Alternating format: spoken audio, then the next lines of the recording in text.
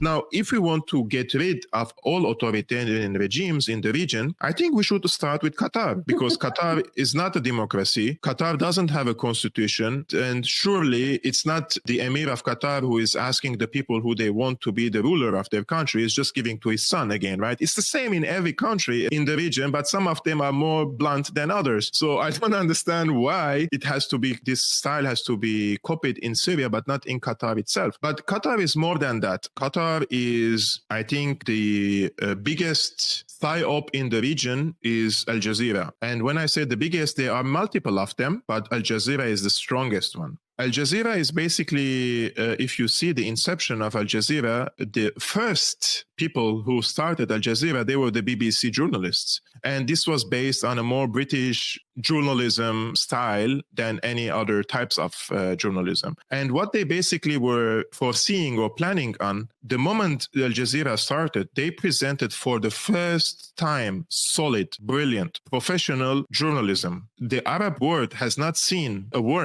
a journalistic work like Al Jazeera. They have presented to us amazing news segments, great documentaries, and amazing war coverage. But all this was aimed at gaining the trust of the people, especially through the gate of Palestine. Palestine was the center of this, and once you cover the Palestine case in a positive way, from the perception of the Arabic people, you already have the trust of hundreds of millions of people. Now imagine if you have brilliant journalists in Gaza covering the war and they're getting killed, and Al Jazeera as an institution gaining more credibility because they're targeted and they are coming after Al Jazeera. But what Al Jazeera does basically on a more higher level in the hierarchy is that they see this as a collateral damage for them. They don't care about the journalists getting killed in Al Jazeera. They see them as a collateral damage for the sake of the strategic purpose of Qatar, and that is to hit the players who give tangible support to the Palestinians. And in this case, we're talking about Syria, Hezbollah, Iran, Yemenis, and the Iraqis. In every place, except for Palestine, every player which gives tangible support to the Palestinians, Al Jazeera is working to destabilize their country, or trying to psyop their people,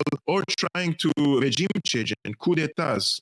It's a very dirty game what they do in the region. And now you see all the Al Jazeera journalists accompanying with the Nusra Fund.